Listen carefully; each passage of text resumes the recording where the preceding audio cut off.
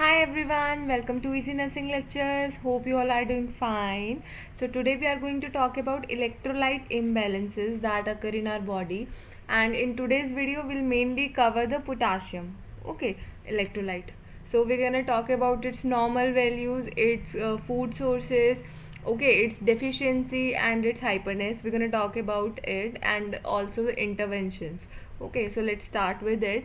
So what is the normal value of the potassium? So normal value of potassium is 3.5 to 5 milliequivalent per liter, or it is same in the millimoles per liter. Okay, that is 3.5 to 5. Okay, so common food sources that we can take to maintain our potassium level, that are in fruits. Typically we have avocado, banana, oranges, strawberries, tomatoes. Okay, and in vegetables, if we talk about it, we particularly have carrots, mushroom, spinach and potatoes. Okay, and if we talk about the non-veg options, we have fish, pork and beef.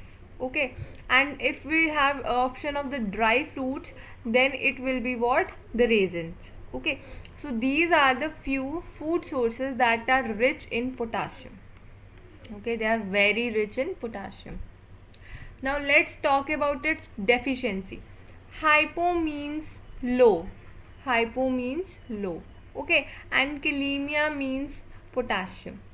Kalemia means potassium. Why we write potassium as K positive? Due to the kalemia name. Okay, so this is what the state called hypokalemia. In which the potassium level is below 3.5 milliequivalent per liter or millimoles per liter. Okay, so your normal value is 3.5 to 5. Okay, if below 3.5 it will be the state of hypo, and if more than 5 it will be the state of the hyper. Okay, so here hypokalemia, that means below 3.5 milliequivalent per liter. Now the causes. Okay, you will remember the causes by the shortcut DICH-M. You know that if there is low level of potassium in your body, that means the potassium ditched you badly. Okay, so you can remember it via this DICH-M. From D you have drugs. Okay, various drugs like loop diuretics, mainly furosemide. Okay, what are loop diuretics? Diuretics are those, okay, which help to remove the excess water from your body, okay, or which increase your urine content.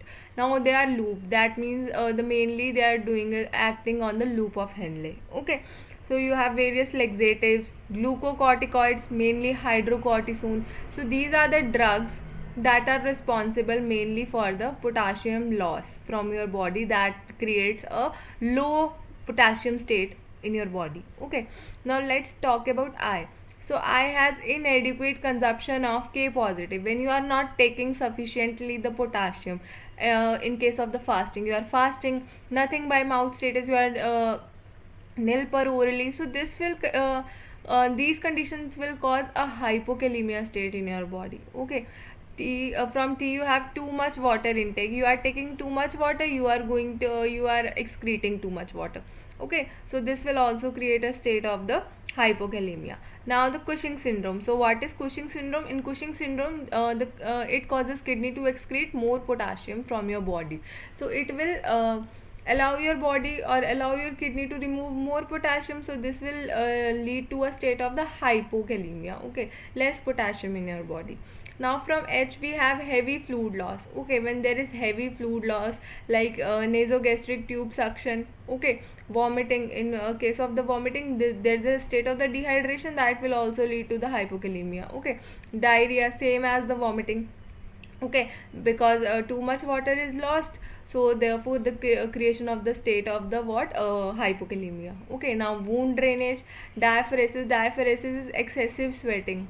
When you are sweating excessively, you are also losing water, and hence it will create a state of what, hypokalemia. Okay, now from M you have movement of potassium from extracellular to intracellular fluid.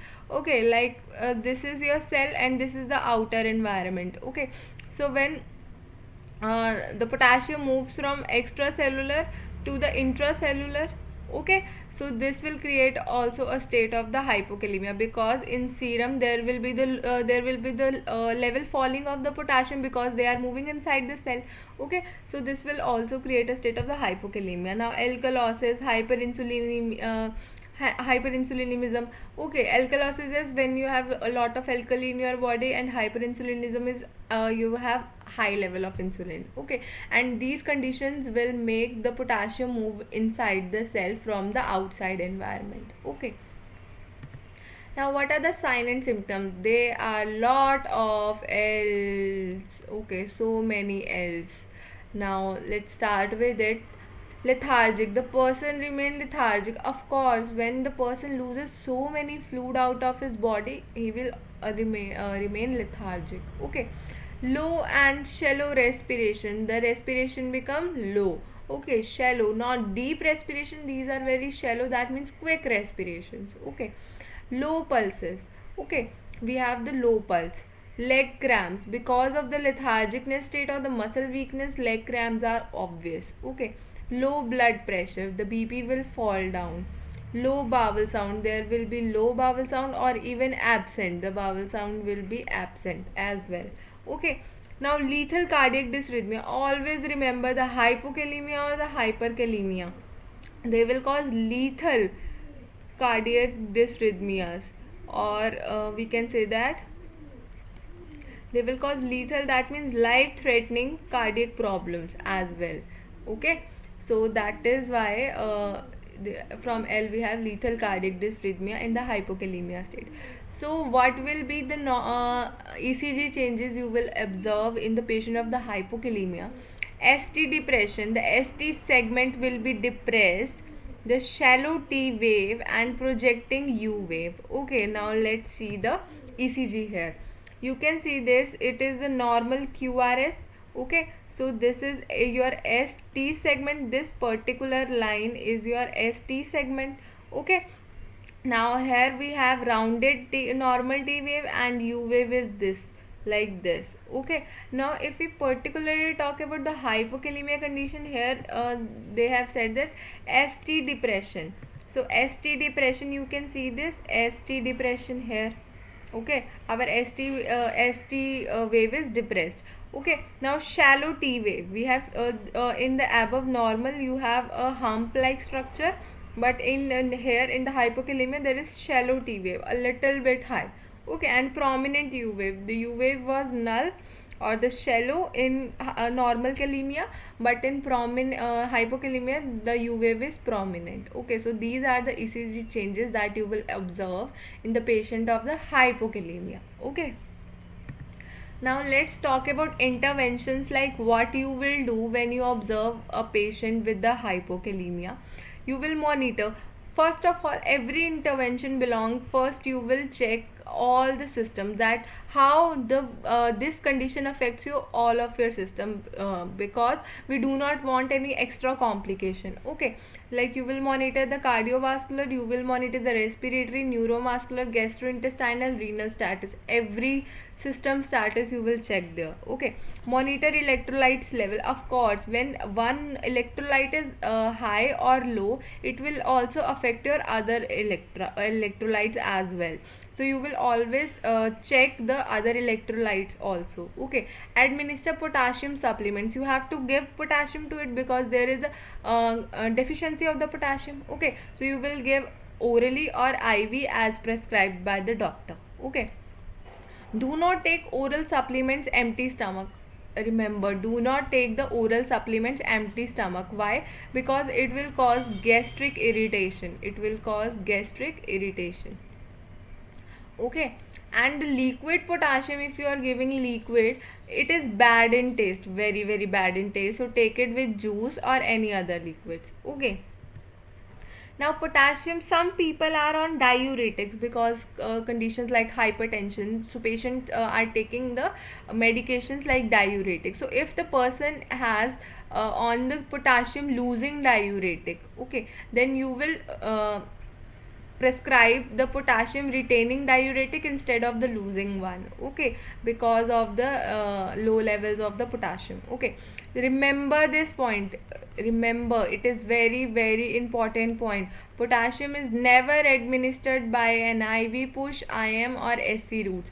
You cannot inject a potassium directly through intravenous route or intramuscular route or subcutaneous route. Okay, if you are giving IV or through the intravenous method, so IV potassium is always diluted. You first dilute it, okay, not concentrated one. You will dilute it and administer using an infusion device, like you can use a drip. Okay, you will apply the cannula and you can use drip, but you never directly inject the potassium into the veins. Okay, instruct the client about the foods that are high in potassium. You can recommend those sources which I have earlier told you. Okay, you can recommend those foods to the client. Okay, now the state of the hyperkalemia. Your normal value is 3.5 to 5. If exceeds from 5, it will be the state of the hyperkalemia, exceeds from 5. Now there is a state called pseudo hypokalemia or hyperkalemia. Okay, pseudo means false. There's a false state of the hyper means high, kalemia means potassium. Okay, a condition that occur due to the methods of blood specimen collection and cell lysis. For suppose you collect a blood specimen from a patient. Okay, if routine method, or you can use central line or the peripheral line for the blood specimens. Okay, and for suppose there are cell lysis of the patient, the breakdown of the cell, this will release the potassium into the system. Okay, and this will create a state of the false hyperkalemia. Okay, you will take that blood specimen, you will see that no, potassium levels are high, that means the patient is suffering from hyperkalemia. But no, in the case of the blood specimen or the cell lysis, if an increased serum value is obtained, you will for suppose the patient's serum level is patient's potassium level is 6 milliequivalent per liter. Okay, but there are no sign and symptoms, like no sign and symptoms you are observing, but the report says that the person has the hyperkalemia. Then you redraw the sample and evaluate again, because this may be the state of the pseudo hyperkalemia, that it will tell you the false results at the first time. You will redraw the sample and then evaluate that the person is actually having the hyperkalemia or not. Okay, now the causes are like cared, you care too much for it, that is why it is becoming high. Okay, now from C you have cellular movements of potassium from intracellular to the extracellular. Now the potassium is moving from intracellular to extracellular. Okay, in the cases of burns, tissue damage and acidosis. Okay, burns, in the burn scenario you will lose a huge amount of fluid. Okay, that is why the intracellular material will flow out to the extracellular. In tissue damage, the same scenario. In acidosis, you have too much acid, so that is why the intracellular substances are moving to the extracellular. Okay, now adrenal insufficiency or Addison disease, both are synonymous to each other. Okay, these are the other names of each other. Okay, what happens in there, your adrenal glands are not properly releasing the hormones, mainly cortisol. Okay, this will cause the potassium levels to become high. Okay, then renal failure, if the kidney is not working properly, then it will not be able to excrete the potassium. Okay, this will lead to the state of the hyperness. Okay, and excessive potassium intake is if you are taking a very high diet in the potassium, or you are taking potassium supplements, so these will cause the excessive levels to build up in your body.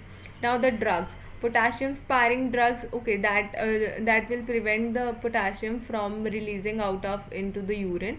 So these are drugs like spironolactone. Okay, and other drugs are AC inhibitor. Okay, NSAID. So this will all lead to what, causing the hyperkalemia state in your body. Okay, now what are the sign and symptoms? Sign and symptom is murder. Okay, you will remember it with the term murder. Now from M you have muscle weakness. From U we have urine output little or none. Okay, especially in the case of the renal failure, when the causes the renal failure, your silent symptom will be urine output little or even none.